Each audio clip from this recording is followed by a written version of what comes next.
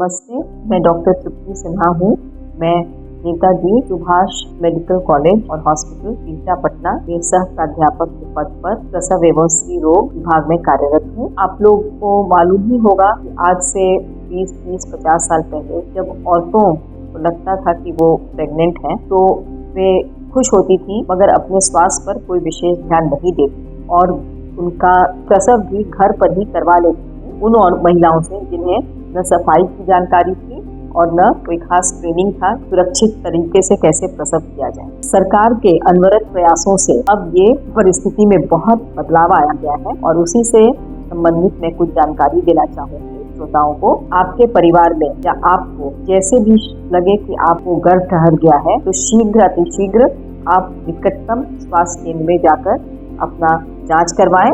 पेशाब जांच से तुरंत पता चल जाता है कि आपको गर्भ ठहर गया है कि नहीं। और यदि आप गांव में हैं तो वहां आशा बहन एएनएम दीदी लोग से मिलके आप अपना नाम रजिस्ट्रेशन करवा लीजिए ताकि आपको सरकार द्वारा जो भी लाभ वगैरह मिलता है उसकी आपको फायदा मिले। अब जब आप वो जांच करवाएंगी तो यदि एएनएम है तो आपको एएनएम दीदी जांच करेंगी, आपसे बहुत सारी सवालें पूछेंगी, आपको क्या परेशानी है और कुछ अनिवार्य जांच होता है।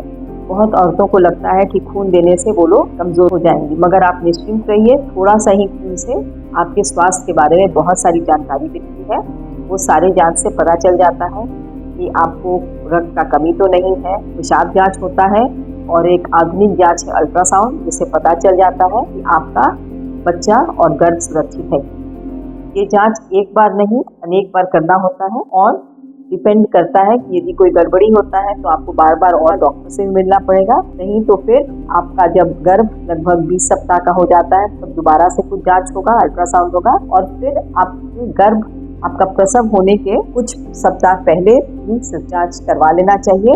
और हाँ, इस बीच टेटनस का इंजेक्शन लेना नहीं भूलेंगी। 2 सुई पड़ते हैं, एक दोनों के बीच में 1 महीना का अंतराल होना चाहिए और यही लेते लेते जब आपका लगभग गर्भ का पूरा समय पूरा हो जाता है, जब आपको प्रसव पीड़ा शुरू होगा तो इस बात का हमेशा ध्यान रहे, प्रसव कभी भी घर पर नहीं कराएंगी। आप लोग किसी भी अस्पताल में जाकर करवाएंगे जहां आपका प्रसव सुरक्षित और सफाई रहेगा और सफाई से सब कुछ होगा। इसमें और आपके बच्चे के हित में और पूरे परिवार के हित में है।